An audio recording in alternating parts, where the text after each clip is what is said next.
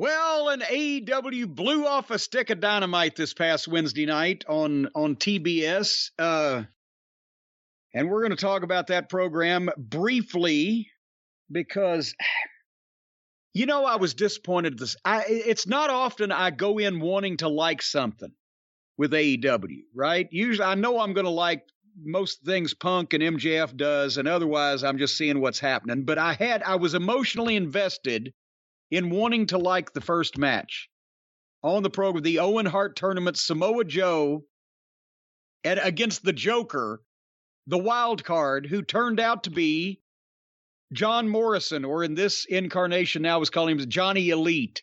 Because remember when he was Johnny Impact, Johnny Superstar, they started that with him, what was it? Nitro.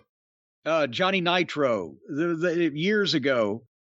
As a matter of fact, to the point, remember one time he called himself Johnny Spade? No, I don't remember that. That was when he first went to the WWF and they were switching his name, it seemed like every week. And one week, this was, my God, when did he first go there? This was back in 2000. 2003, 2004, somewhere in there. 4 or 5-ish or whatever. Yeah. The point being, if you look at it back, they gave him 2 or 3 different names and then settled on whatever they were going to settle on. But we had a guy here in OVW that John Morrison had worked with named Smooth Johnny Spade. He's a local guy here, and he was pretty good talent, but he wasn't under contract to the WWF, but we used him quite a bit. He had a job here. And point being, Morrison came back to OVW for something while they were, I think it was just he was going up and making those shots and he was still living here in Louisville. But we ribbed him and told him, because Johnny Spade had finished up by then and wasn't wrestling for OVW anymore. But he had called and we knew he was coming by to visit me and Danny Davis and whatever. So we told John Morrison, hey, Spade's coming. He's fucking hot. You were on national TV with his name. Who knows what he's going to do? If you see him, just fucking duck. And we're persecuted poor Morrison all day that Johnny Spade was going to come and fuck with him over the name. And Spade did come, and we couldn't keep a straight face. But anyway, his name here was Johnny Elite, and that didn't help any. And when I first saw this go in the ring, I said, if they don't have any plans to bring John Morrison back, then this is a great name to come on national TV and have a good match and put Samoa Joe over. If they do have plans to bring him back, then that's a horrible way to debut, and like they've debuted so many other people that they could have gotten use out of, and they became losers from the start. And people were into both guys because they like Samoa Joe and they know who Johnny is. And Joe manhandled him. He stayed strong. He did his shit. Johnny didn't seem like he was all the way there. It didn't click. Is he rusty? Has he been wrestling a lot? How long has it been since he's been in the ring with Joe? Years? Something didn't come together. And I hate, because I like John Morrison.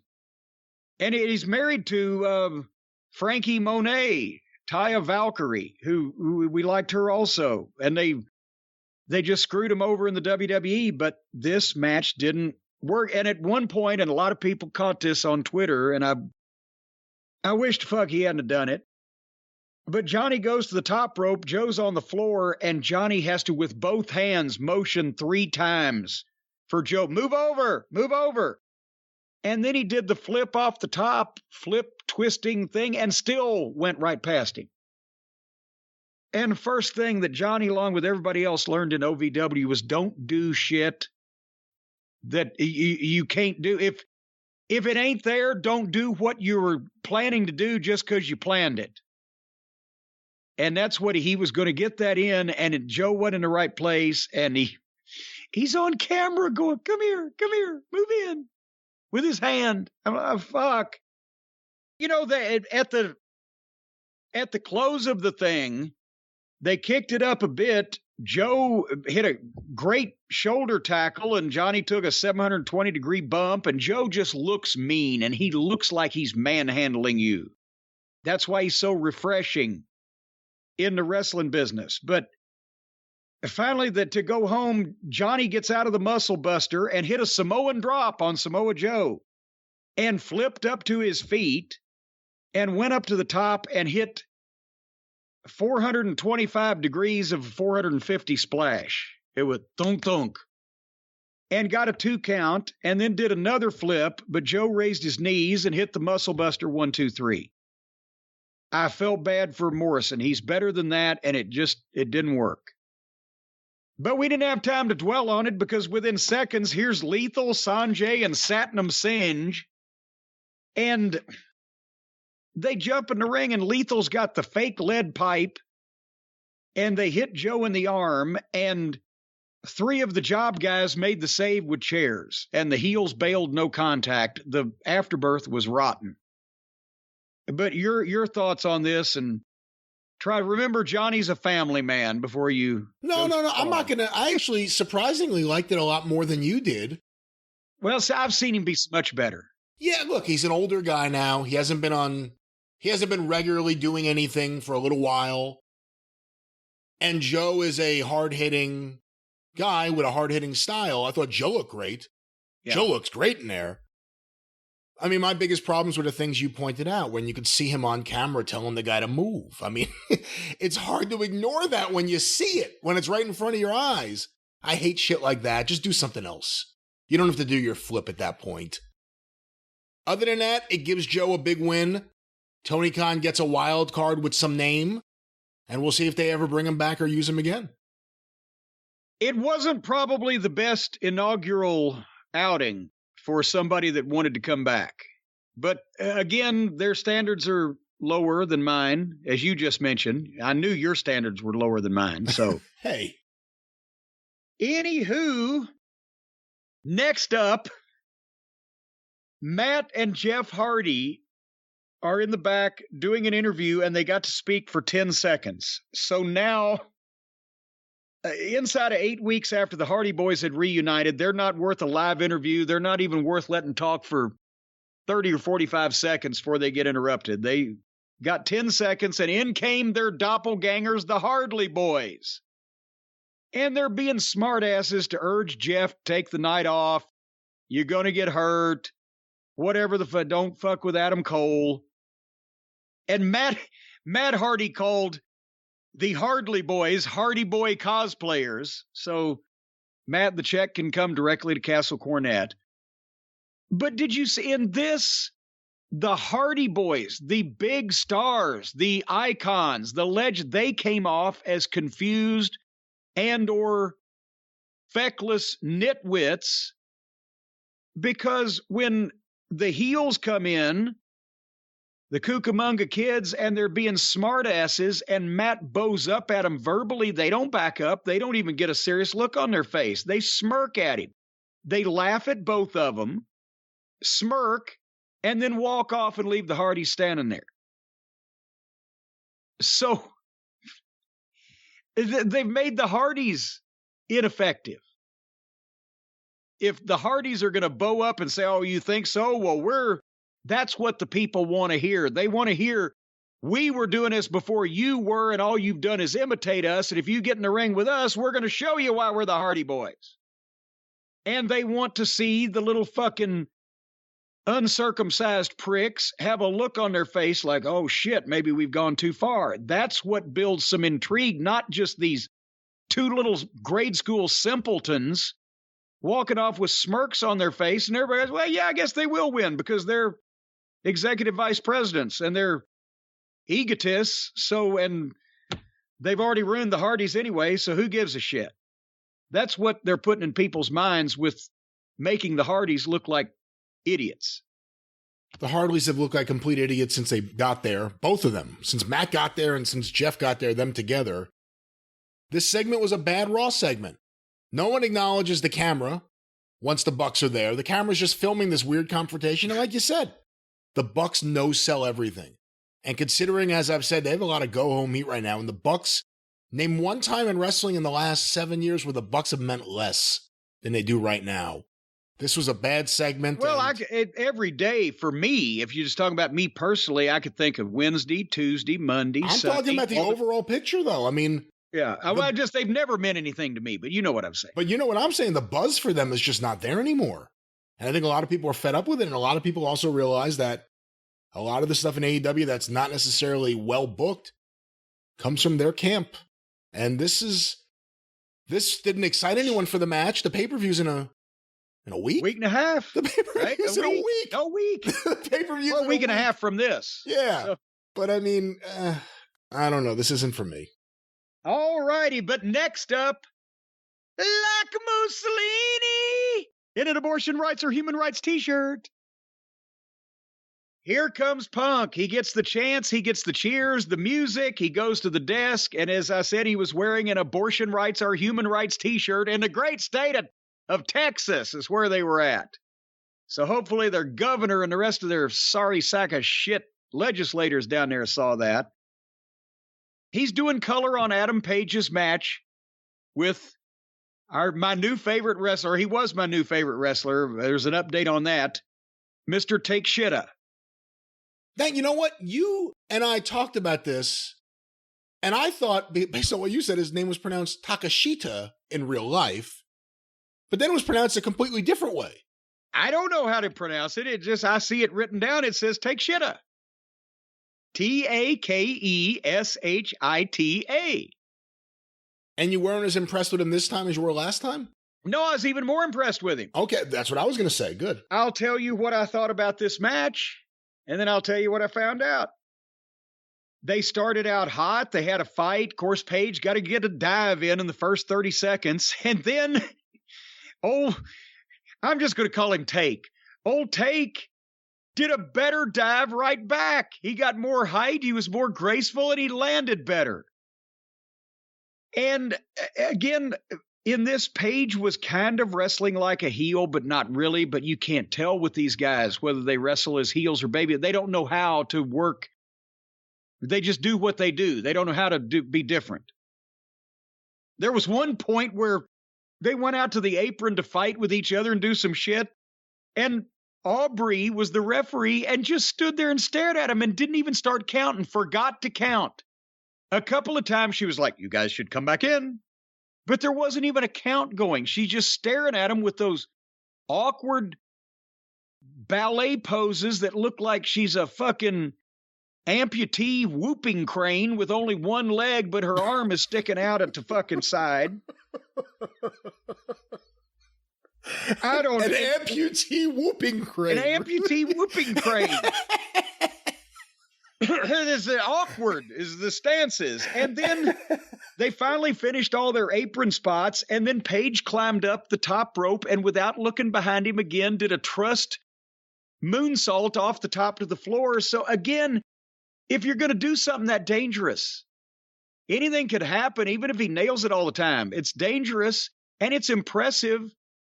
All you would have to do is look behind you to determine that the guy that you're going to dive on is still there and it wouldn't look so fucking phony.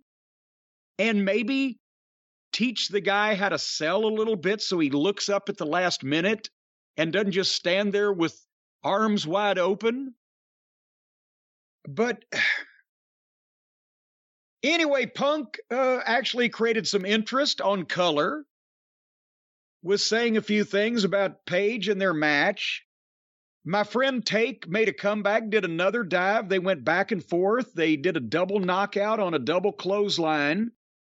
Of course, Paige has to hit a tombstone piledriver for a 2 count.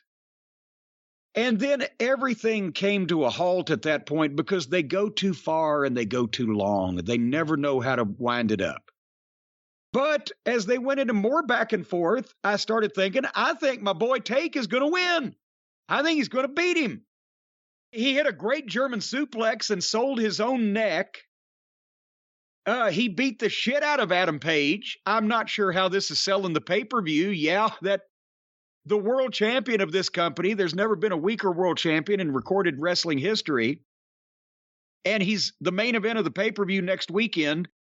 And this guy that we never saw till last Friday is kicking a teetotal shit out of him. But nevertheless, I was liking Take.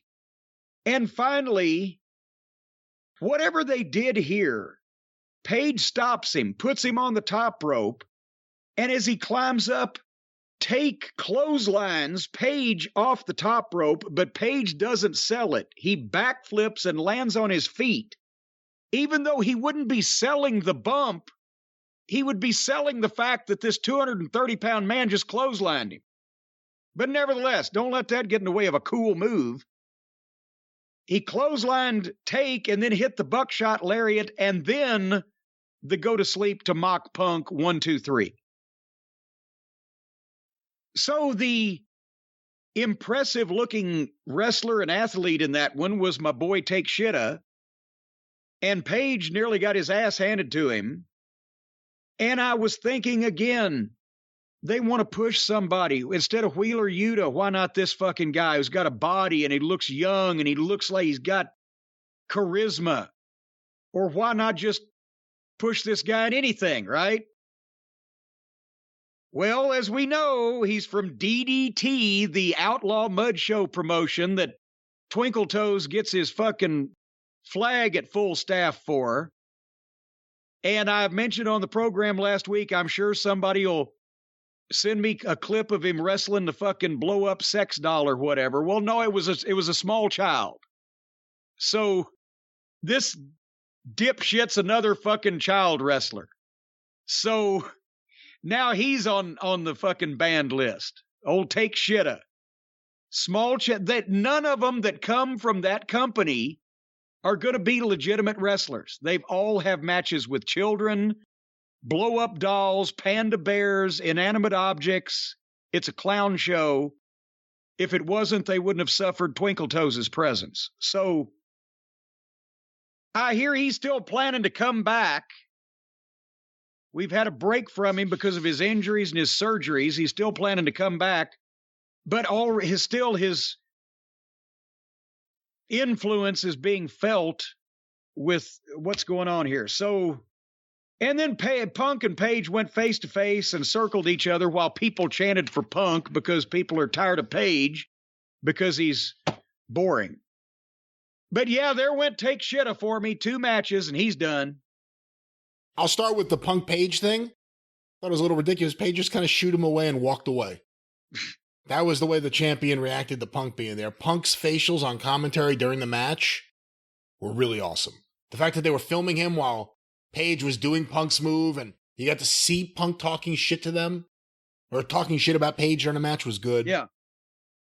I thought, I don't know how to pronounce his name, Takeshita was really impressive and a lot more impressive than Adam Page. Yeah, it's a shame. And I understand why you think. Unfortunately, as soon as I hear any wrestlers from DDT, I always immediately assume they either wrestled a child or, got a finger stuck in their ass during a match or wrestled a match with jock straps on their head or fucked a panda bear. I don't know what goes on with that weirdo company, but for some reason, there's some weird subsect of society over there, apparently, that likes that stuff.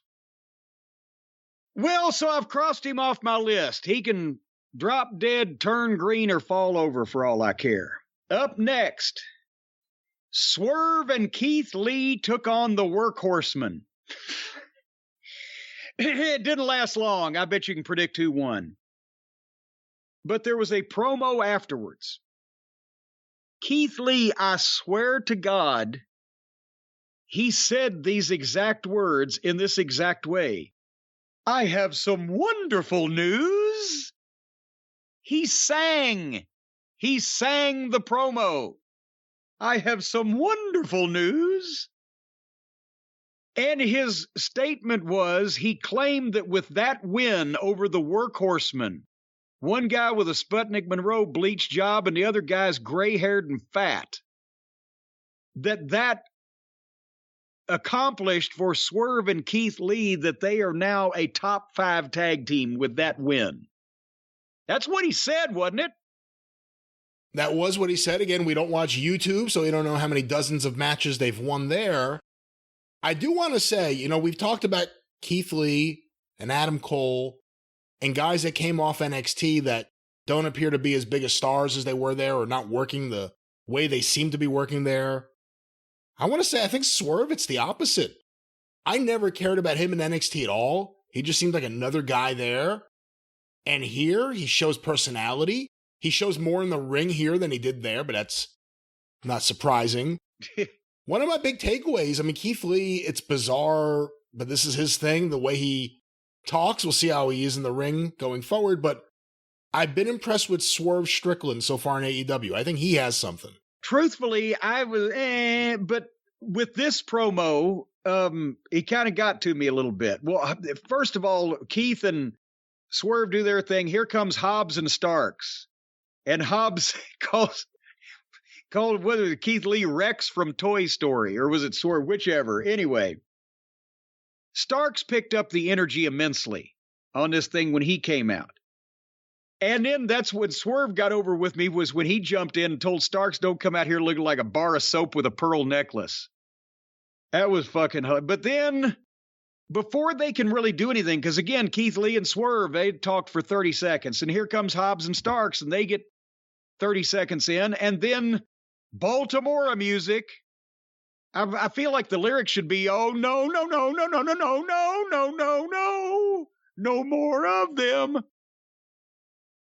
Nothing else gets said before here comes the tag team champions, Jungle Boy and Dino Douche, with Christian Cage, who has to speak for the champions because neither one of them could say suey if the Hogs had him.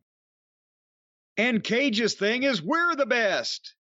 And he challenges both teams for a three-way at the pay-per-view. Oh, fucking hell. Well, at least there's something we can skip. Let me ask you a question. How smart is it for the champions of anything to say, you know what?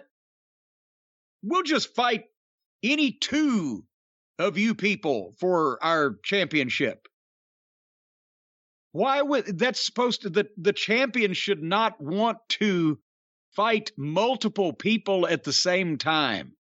That should be something that they're forced to do to take up for their honor or whatever. Well, the other thing is, if Hobbs pins Keith Lee, do they win the match and the titles? Well, sure, because nobody understands what the fucking rules of these goddamn abortions are. So, yeah, Christian Cage, the manager of the tag team champions, just challenged two other teams to a match where they can lose their belts even if they don't get beat. So he's a fucking genius in booking. Well, go ahead. I just want to say one other thing. We've raved about Hobbs for a while. Starks. From the moment Starks comes out there, he's on. He doesn't break at all. He's into everything he's doing. He's good on the mic. He always wears something that makes you go, oh, this guy's a heel. I'm really high on Ricky Starks. But you know what they're not doing? They're not letting Hobbs be a part of that. He's standing there. He's making faces.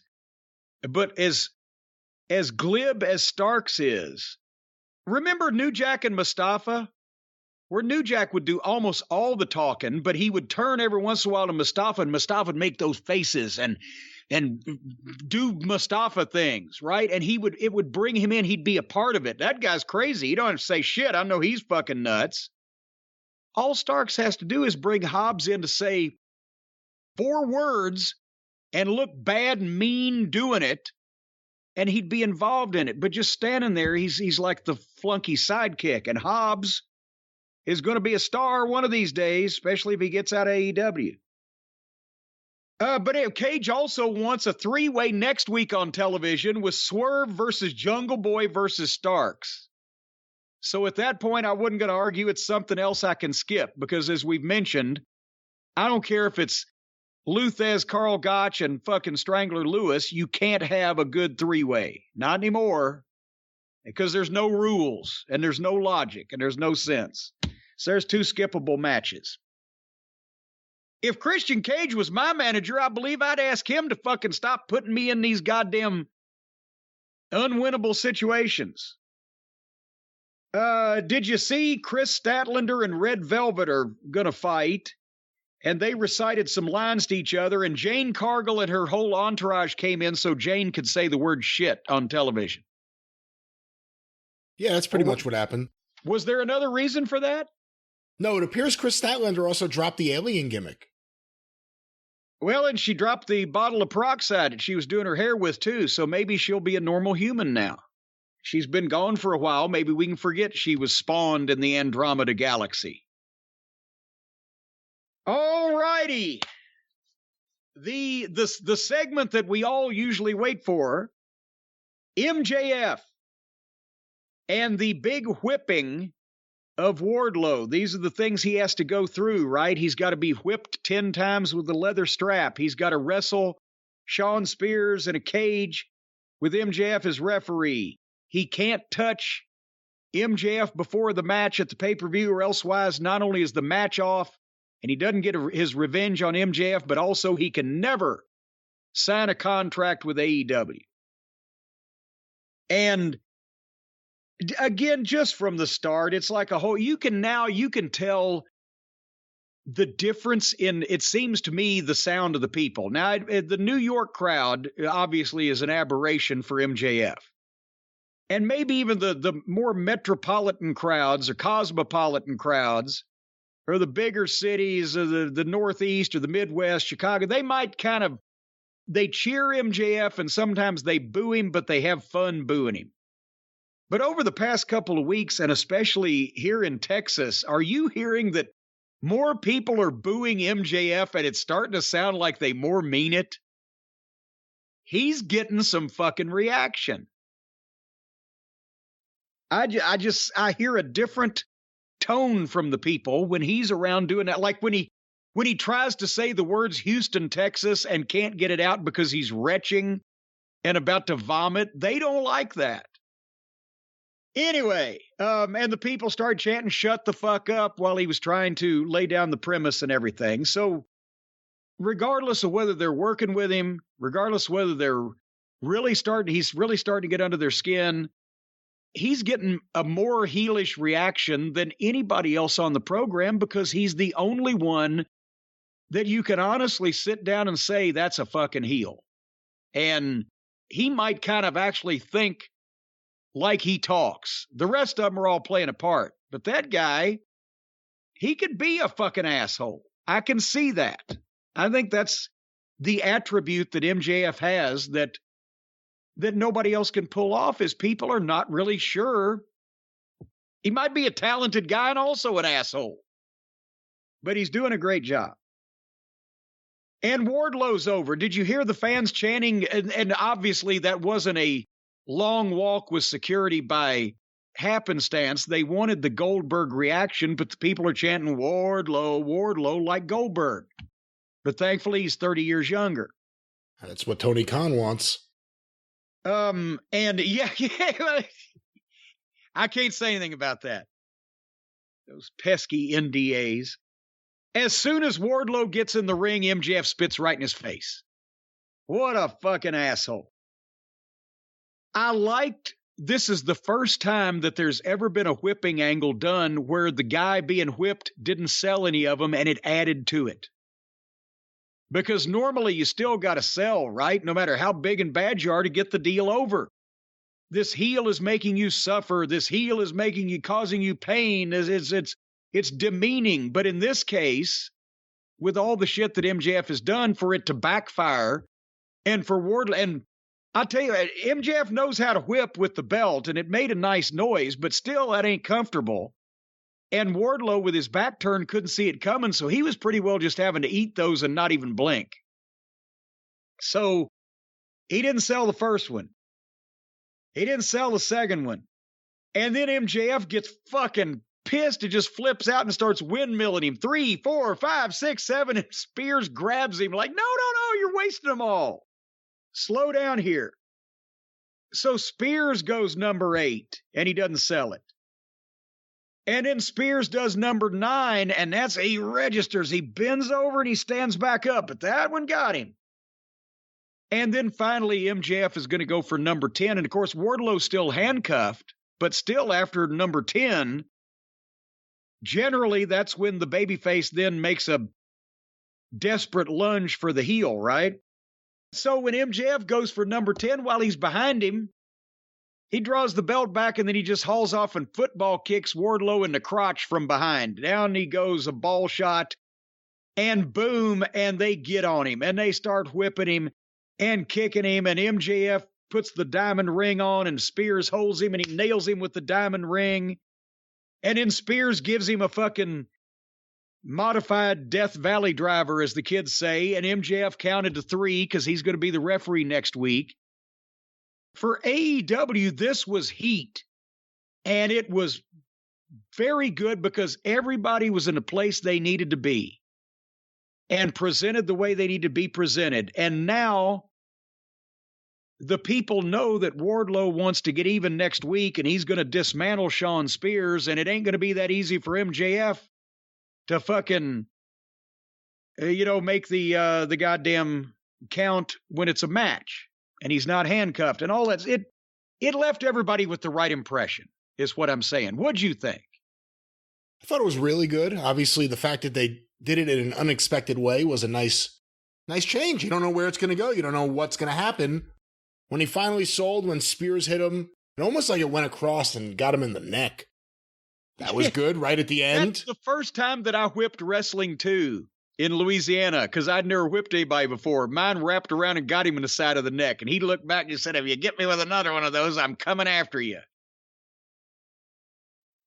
But yeah, they can't go awry. They've done a great job of making people really excited to see this match. Well, and also Wardlow, they got heat on Wardlow without burying him for being a big, strong, badass giant, if you will, because anybody could have gone down under those circumstances. And that's the thing. If you've got a big kick-ass baby face, you can't have him sell just any old shit. And you can't have him just overpowered and down and have the shit kicked out of him unless it's in some way that the people can rationalize that could have happened, that those no good son of a bitches. That's the only way they could have got him.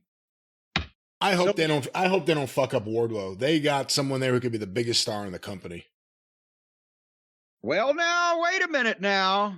Old Punk and MJF might have an issue with that because they're going to be the biggest star in the company. Punk is the biggest star in the company. MJF's one of them, and MJF could certainly be as long as he wants to stay there. But Wardlow, as far as being a big babyface star, he could be a bigger star than everyone they have.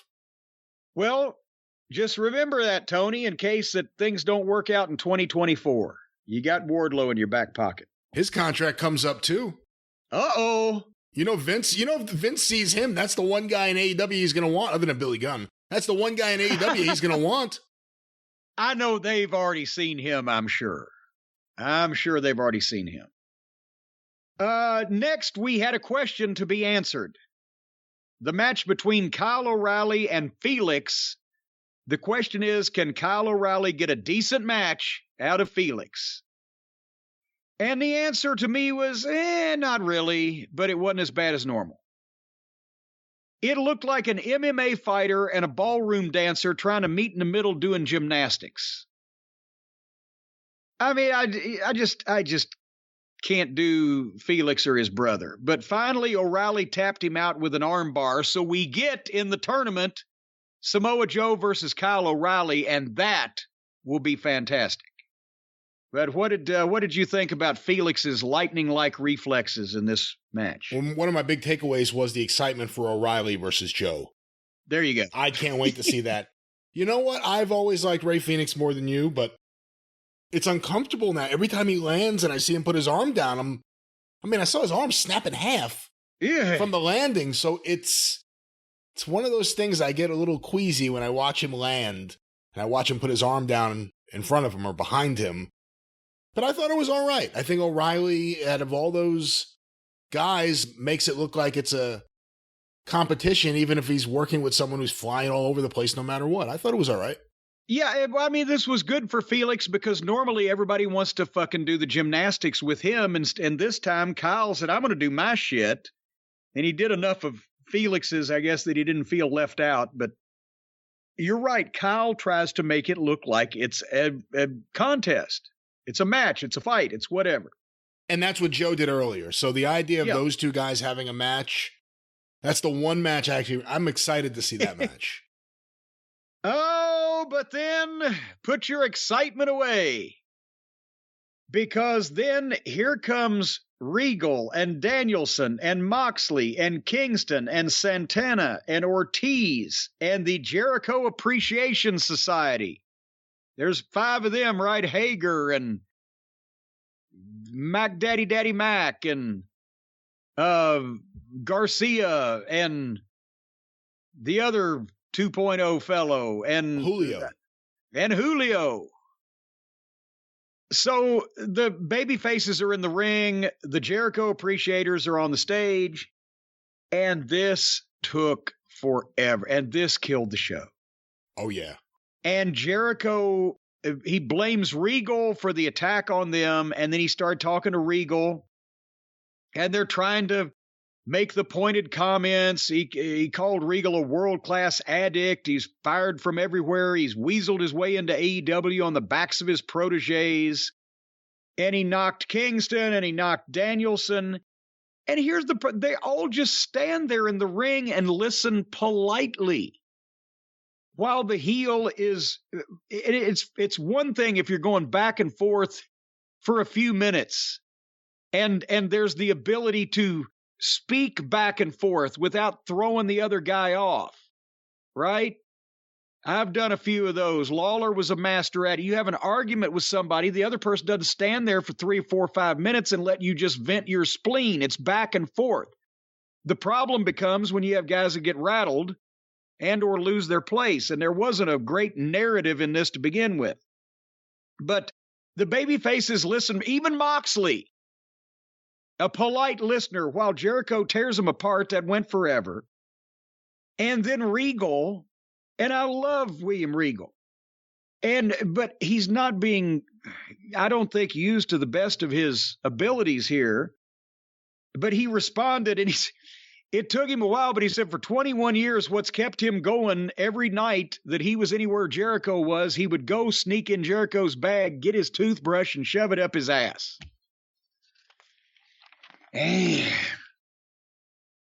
So, meanwhile, Jericho then challenges them to a football field fuckery match. And Moxley immediately says, I ain't doing that shit. Thank God. The first thing he's ever said I've agreed with or admired him for.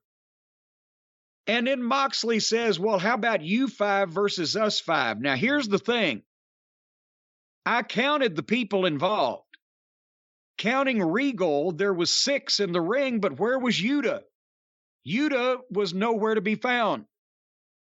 So if Yuta's gone, then they've got a 5-man team. But if Yuta's still there, then somebody's got to be the odd person out because Regal ain't wrestling. So the baby faces have the heels outnumbered in this instance. But Jericho says, okay, but he doesn't mind taking that match because all the baby faces hate each other and they probably won't be able to get along.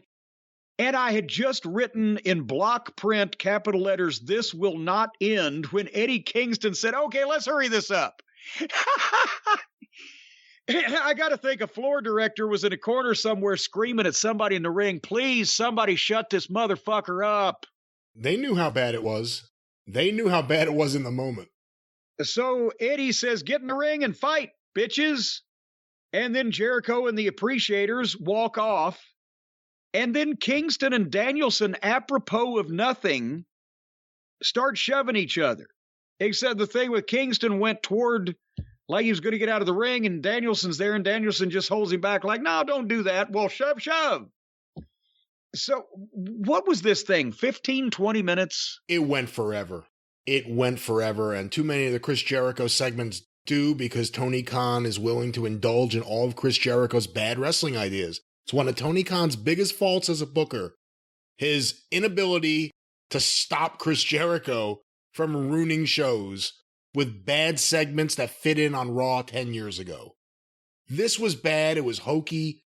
The big laugh I had was when Jericho points out, he goes, I burned your face, Eddie Kingston, and you couldn't take care of your family. And then they show Kingston. There's no burn mark. There's nothing. The video showed that he set fire to the top of Kingston's head.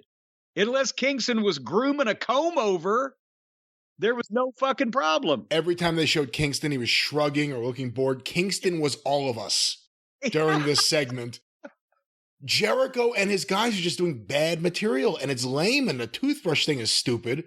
He's talking about Regal not being used to the best of his ability. Bryan Danielson's a fucking neon sign standing there, saying nothing, doing nothing. He didn't even speak. And Moxley's always ridiculous because it just never feels real from him, for me. As soon as he gets on the mic, it just always feels so contrived. And now at least they're putting them all in one big thing together so they could all share Jericho's bad ideas together. But this was terrible, and it didn't just kill the show to people who care about good quality of wrestling. It killed the show to the viewers, too, because... Well, now, hold on, because there may be a second shooter.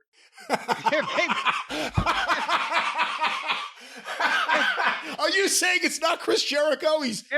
Have we checked the grassy knoll? Because there was a double whammy that occurred here at this point in time, and I know you have the ratings for this program. We're going to peruse those in a minute, but following this interminable march through misery was another Owen Hart tournament match, the female division, with Britt Baker taking on her own Joker. And this blew up Twitter.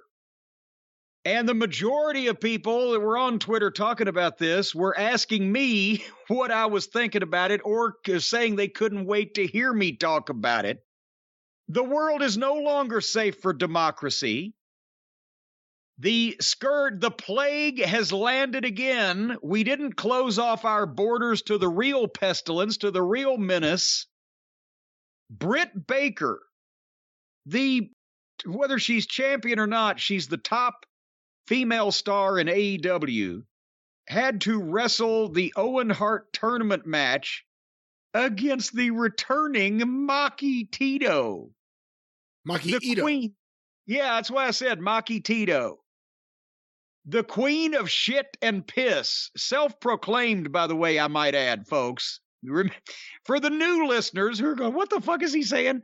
She tweeted a picture of herself last year, anointing herself the queen of piss and shit. I think what it is, and she's got a potty mouth in English. Apparently, a lot of the perverts that populate that world of these child pro wrestlers in Japan, that they change from either schoolgirls or singing idols to wrestlers and dress them up in these costumes and parade them out in the parody promotions like that Twinkle Toes works with, DDT. I think that somehow there's they have the body secretion fetishes over there too.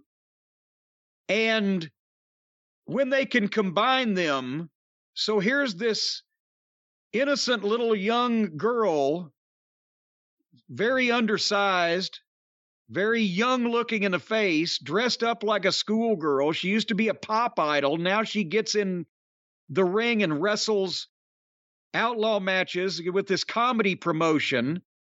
And I've also seen at least one or two pictures of her smeared in chocolate, which was one of them that accompanied the Queen of Shit designation that she gave herself. So is she doing...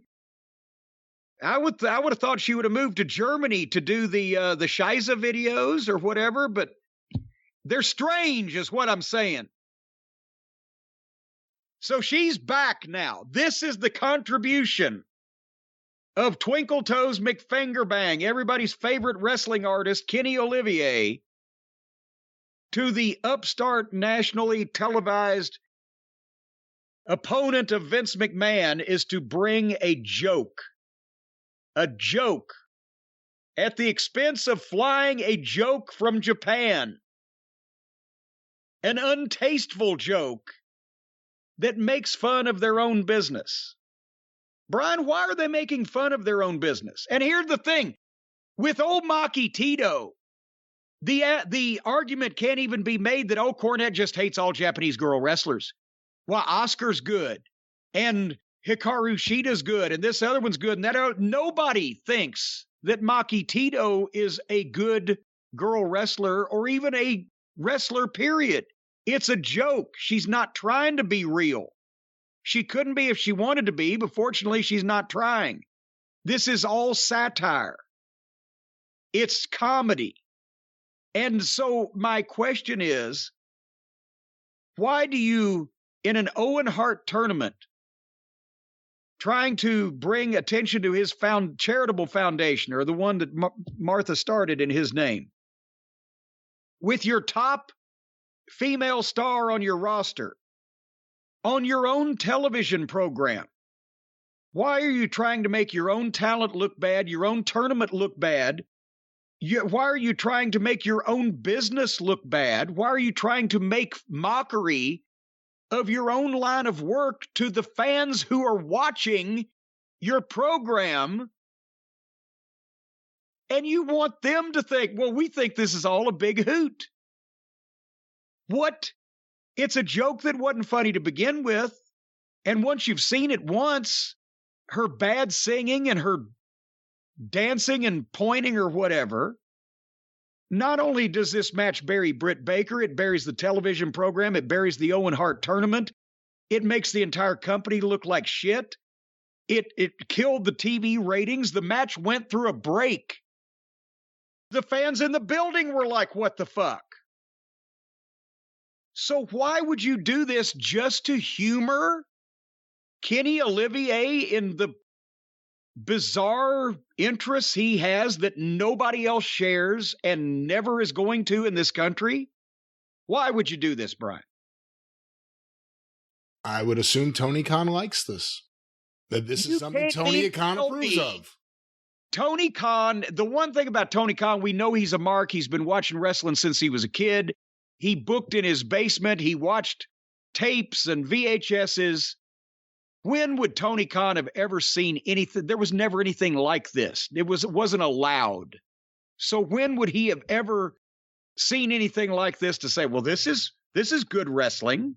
This would help my program. Well, Tony Khan did watch a lot of tapes, and he likes all sorts of wrestling, whether it's old school or modern wrestling or hardcore wrestling or even satirical wrestling. He don't have the balls to tell Twinkle Toes, you fucked up my show enough. You're fucking up my video game. You've made a joke out of my women's division, and you need to get your ass back to fucking the Budokan, where people appreciate whatever the fuck it is you do, because I got real stars now. That's what he needs to say to him, but he won't because he has no guts. Well, he also doesn't want another guy burying him to everyone he talks to.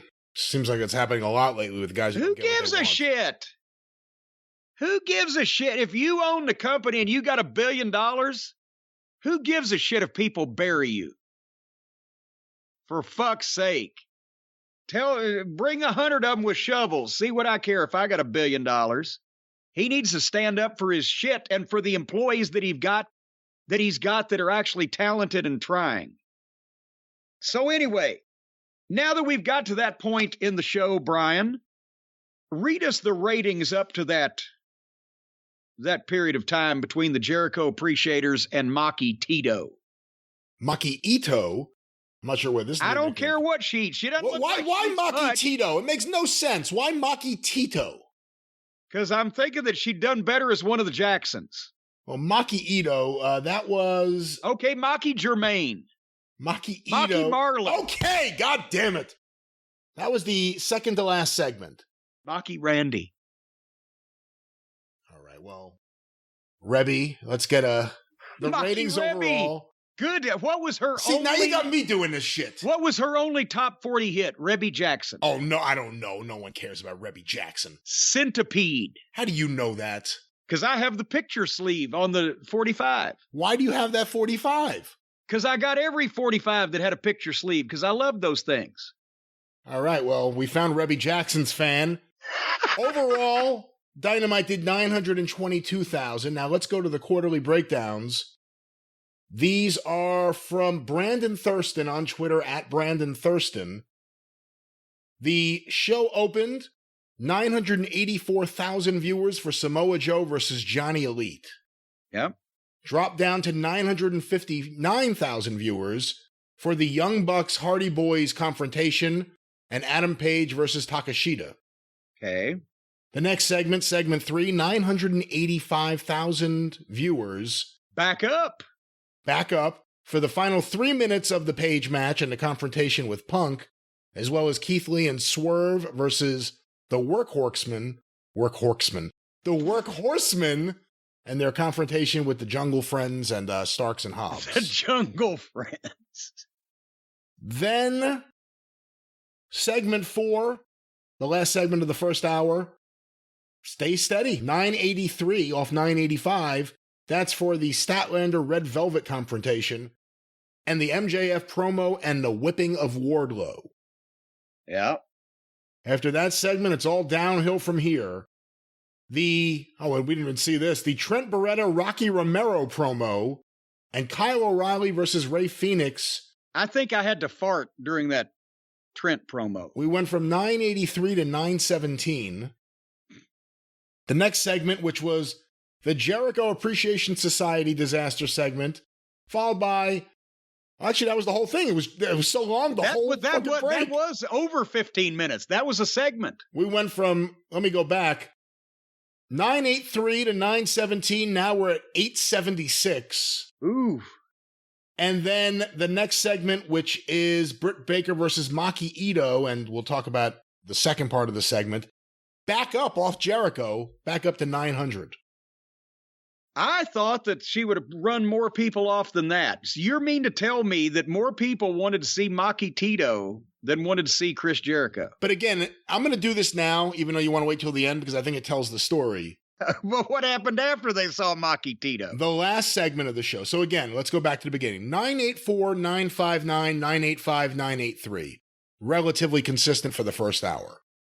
The second hour, 917, 876 for the Jericho Endless segment, 900 for Brit versus Maki Ito, and the final segment with the Serena Deeb promo that we'll talk about, and the Adam Cole versus Jeff Hardy match, 777,000. Ouch!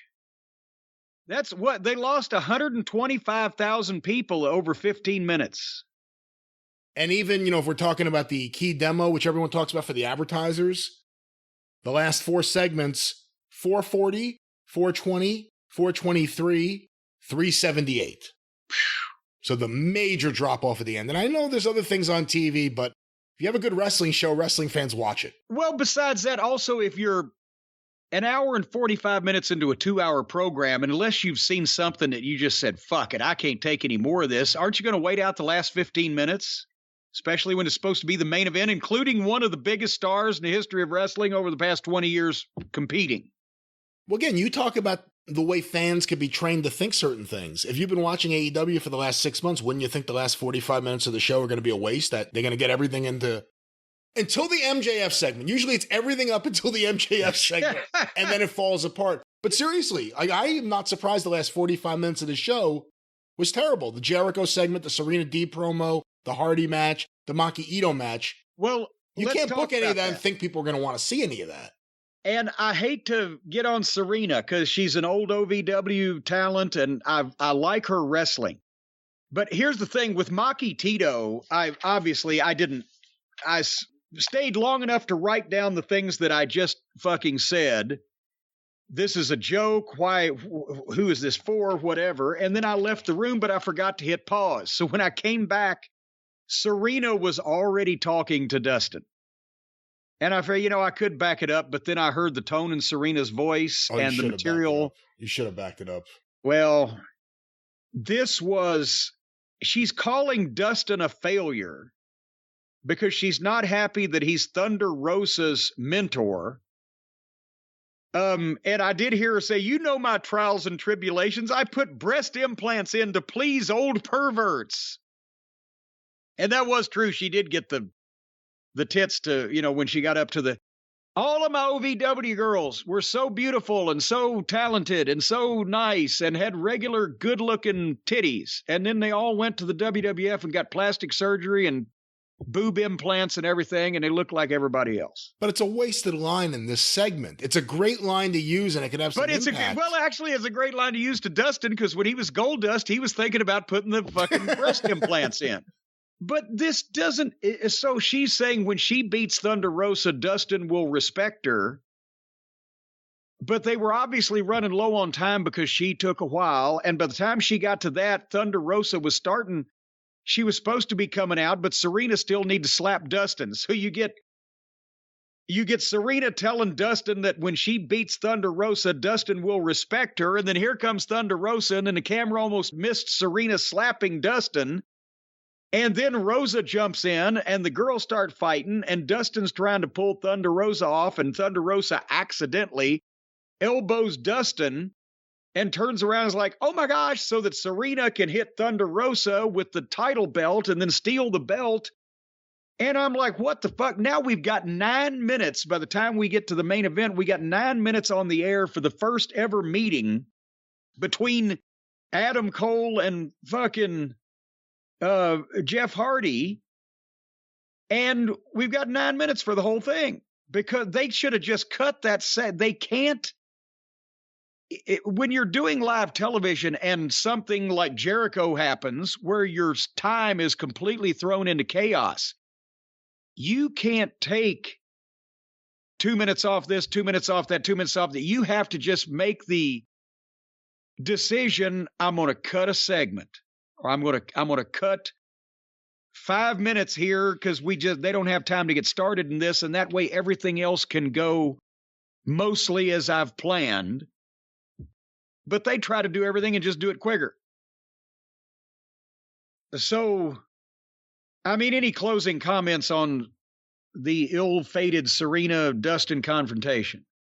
I've really liked Serena Deeb in the ring, but this was a disaster of a segment, and there's no good reason why it should have been out there or booked like this. There's no good reason for any of this. She just came out with a mic. Just started walking out on the runway. Tony! And just started insulting Tony Schiavone. And the fans just weren't into it. No one understood what was going on. And we've been trained to see Serena Deeb, the professor, in the ring demolishing an opponent. We haven't really had too many in-ring promos with Serena Deeb. And as was the curse with so many segments this week, on Monday night and Wednesday night, and following that Jericho segment, this went on for a very long time, and it did nothing to captivate anyone. It seemed like she was building up to a match with Dustin, but this was a really bad segment. I feel bad saying it too, but this was a really, really bad segment. You know, Serena and Dustin might not have a bad match. They'd have the best match of anyone in the building, probably. Well, but here's something that didn't take a long time. The main event of this show, Jeff Hardy and Adam Cole. And again, they go on the air with 9 minutes for the main event, but instead of doing something that would make sense for 9 minutes, they gotta just go off. Adam Cole, the Hardys are coming down the ramp, coming down the entranceway. Matt goes on ahead so Jeff can bob his head a little bit, and Cole attacks Jeff on the ramp. And he's all over Jeff while Matt is standing there and watching some guy jump his brother from behind and kick shit out of him. I guess they figured out just when they found themselves there that, oh, I guess I stand here like a spare prick at the wedding. So then Adam Cole, who's attacked his opponent from behind, throws his opponent in the ring and then takes time to take off his jacket, stand there and does his bay-bay, and then gets in the ring so Jeff has time to get up and take back over. And then I don't know if you saw this, because this is one of those things that I see, but it jumped out at me like I was shocked with a stun gun. I don't know that I've ever seen this on television in the United States before in any wrestling program. Did you see that Jeff Hardy gave Adam Cole a left-handed body slam? I did not even notice that, no. At that point, I had to say, okay, because Jeff, as we've been talking about how he kind of sells and limps and is stove up a little bit and looks like he's in pain. And I said, is he covering for an injury? Does he have a bad shoulder? It's not a mistake you make. It's not like any professional wrestler, especially one that's been wrestling for 25 years, you don't just grab somebody and give them a left-handed body slam. I've never seen it before. It's not something that would be in anybody's mind to do. And I know some people are going, oh, no, I dare you guys, go in this country, in the United States, find somebody, giving somebody else a left-handed body slam. Left arm through the crotch, right arm around the neck instead of the other way around. It's not a mistake you make just because the way somebody's standing there where you have to grab them. Either he's covering for an injury or elsewise Jeff has been taken over by the lizard people. I see no other excuse. Anyway, he got some heat on Jeff where almost nothing happened, but they went to the break after 3 minutes. Here's the thing. They go on the air with the main event. With 9 minutes left in the show, they've still got a fucking commercial break. So they go 3 minutes, they take a break, and they come back with 4 minutes left on the air. And again, I wrote 20 minutes for the Jericho segment, and the main event gets 7 minutes on the air to cut Maki Tito. That way you wouldn't have been embarrassed and you just saved you 100 and something thousand viewers. Jeff made a comeback. It looked like every indie match. I wrote, what's happened to everybody? And then the finish. Well, going into the finish, Jeff Hardy gets on the top rope and comes off with a flipping back spinny flippy thing, like a flipping back spinning cannonball.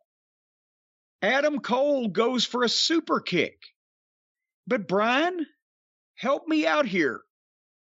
Besides the fact that he completely missed him, what was he going to try to kick if he had hit what he was supposed to kick? I have no idea.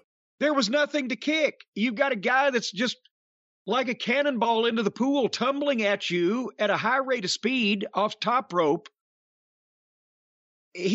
Jeff landed in a heap in front of Adam Cole, but Adam's super kick foot went right between Jeff's legs, and I think one of Jeff's legs caught Adam's leg on the way down and tripped Adam Cole up too, because he went down also. But they never touched with a kick or an offensive move or anything, and I don't know what the plan was.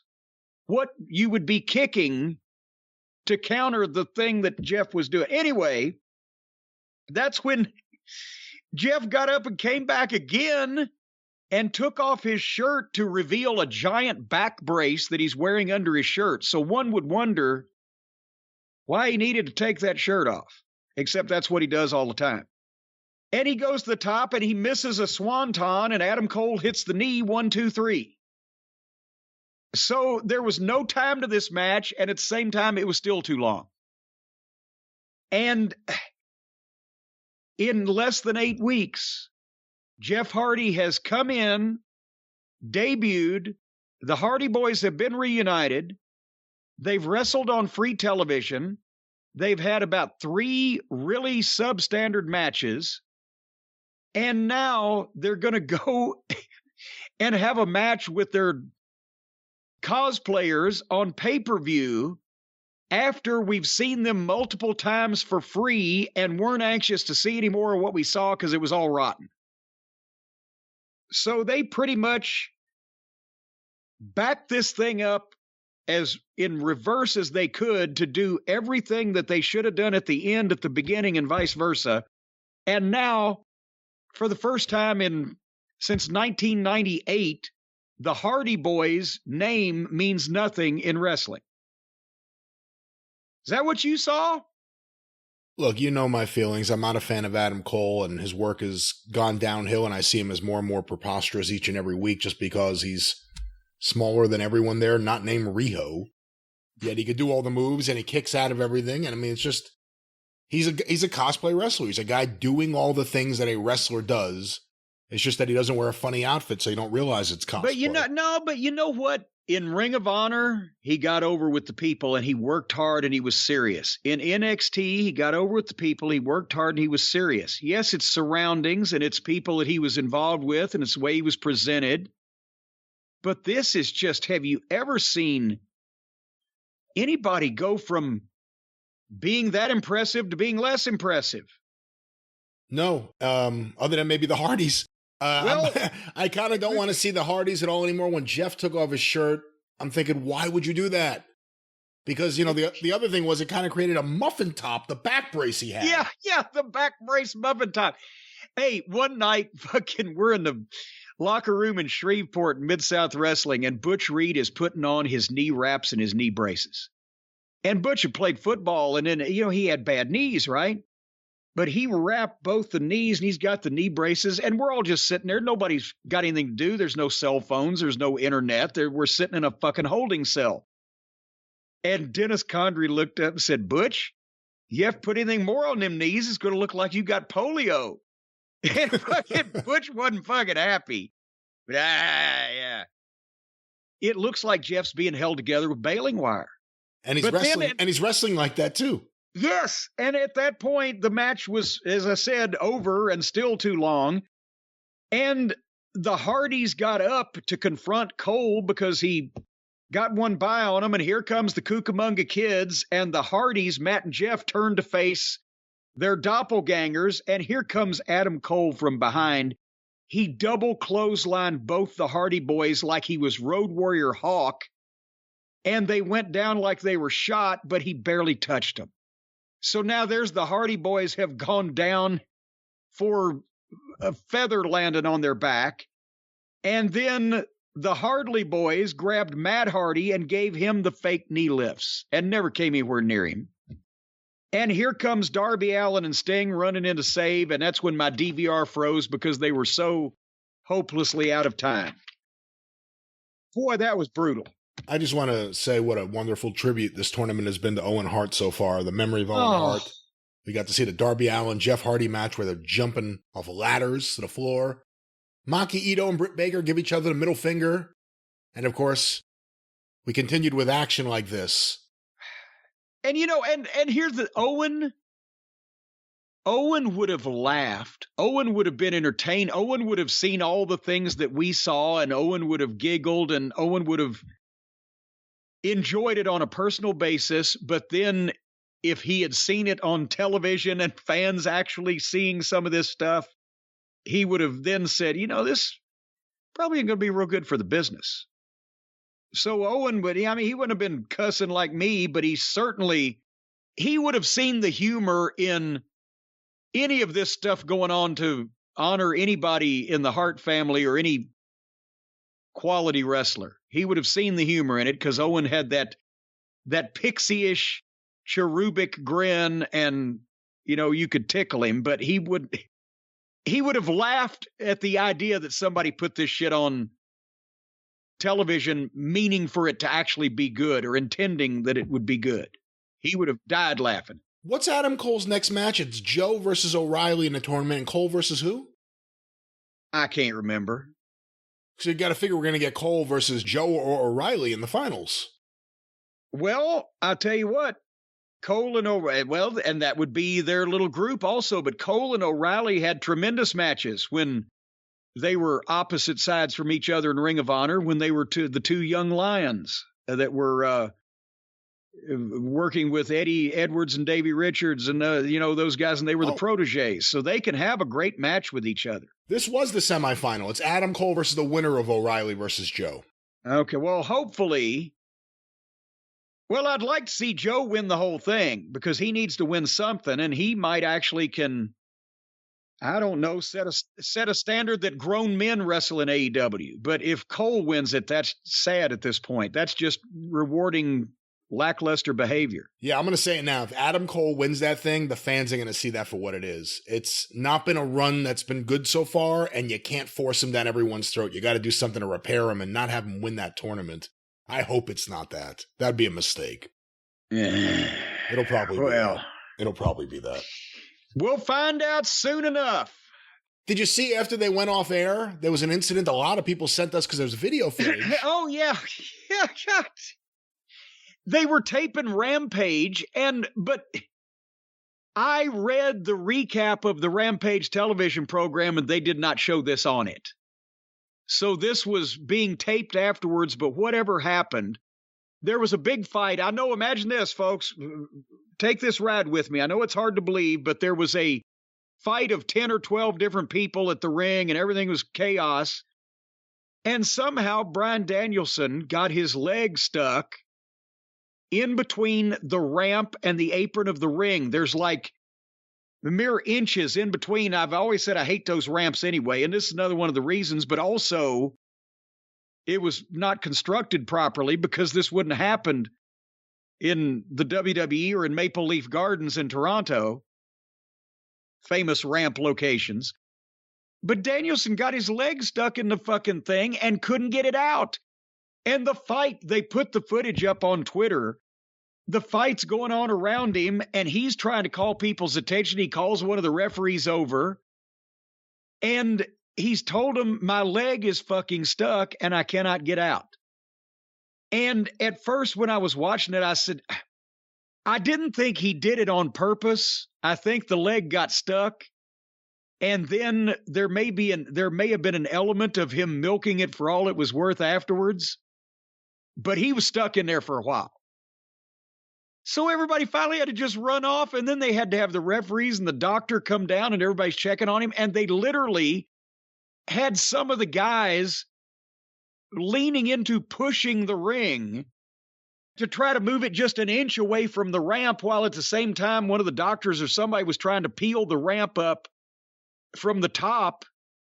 I don't know if anybody was smart enough to just go underneath it, because it assembles and you can put it together and take it apart. But they had a devil of a time trying to get Danielson's leg out from out from in between the ring and the ramp. And I've seen that. They didn't get caught, but I've seen guys have issues before when there was a 2-ring battle royal. And in the territory days, they didn't just have, all of their rings weren't standard size, weren't standard height, weren't standard, ropes in terms of how big the turnbuckles are, whatever the fuck. It was whatever ring you had. And sometimes the territories would put 2 rings side by side, and there would be space in between the aprons where they didn't fit up right. And if you weren't careful, you'd get your foot or your arm or anything stuck in that and break something off. But I've never seen in my life anybody get stuck in between. There shouldn't be enough room, but maybe after the end of the night of taping, enough people had taken turnbuckles over on the far side that it moved the ring a couple of inches. But I've never seen anybody get stuck like that in between the ramp and the ring, and it require assistance to get them out. And I mean, I did a spot show one night was it Covington, Tennessee? I was wrestling Brandon Baxter for Randy Hales. And they had the ring right next to the stage. It was outdoors. It was at the fairgrounds. And there was a stage, and the ring was set up. So we walked from the trailer we were dressing in off the stage and into the ring. And I took a bump for Brandon and rolled out to bail out on the floor and milk people a little bit. And when I rolled out, I was on that side, and I rolled right off, and I stood up. I was in between the ring and the stage. The only thing you could see was my chest and shoulders, like nipples up. And so I milked like I was stuck there for a second. The referee was Buddy Wayne's son. He came over and helped pull me out, but that was bizarre. But at least you could see Brian, as they were finally about to get him out of there, he's kind of milking it. He's making some faces. It was entertaining people, but what is it with their equipment in AEW? I've never seen anybody rip their arm open like Cash did on that turnbuckle hook. I've never seen anybody get stuck in between the ramp and the ring like Danielson did. I don't know, where are they getting their wrestling equipment at Rings R Us or what? I can't explain it. Though Danielson leg thing was, I mean, I thought of you right away because you've always talked about how much you hated those ramps. Yeah. And I've never seen that happen before. And I've got a new reason for hating. I never hated them for that reason. I hated them because you can't run around the ring. They get in your way. They block camera people off. They block the chase scene off around the ring. It also, again, if you're getting thrown over the top rope or whatever, and you're not paying attention to where you're going, a lot of people may say, well, I'd rather be thrown over the top rope to a ramp that's level with the apron than a concrete floor another 4 feet below that. Well, if you're not expecting that ramp to be there because you've got turned around and, oh shit, there's a ramp right as you're going over the top, it can change things. So you got to keep an eye on that. And Brian's lucky that his it didn't tear his knee or snap the lower leg bone, because just your body weight alone, if your leg is immobilized in something like that and it's an ungiving edge, if he'd have fallen another way, it could have been snap, crackle, and pop. And then Tony's legal team would have something to worry about, because he could sue him for ending his career instead of just poisoning it by having him be a flunky for Jon Moxley. But we do hope that Brian is feeling better and is in fighting fit after his terrible accident getting his leg stuck in the ramp. Oh, fuck. In the middle of the brawl, too. It wasn't even just him walking back. Apparently, it was right in the middle of whatever the post-match brawl was. And everybody else is just, and that's what I was worried, because also those fucking numbnutses, they dive, they fly, they take bumps. They're not watching where they're going. And here he is immobilized, and somebody could if not only fall on him, but potentially, if they were taking bumps on that ramp, it may have been tightening the grip on his leg. So that wasn't good on anybody's part. But we're glad you're feeling better, Brian. Now start to regain the power of speech on television so we can enjoy you again instead of standing there in the corner letting the fucking outlaw talent do all the work.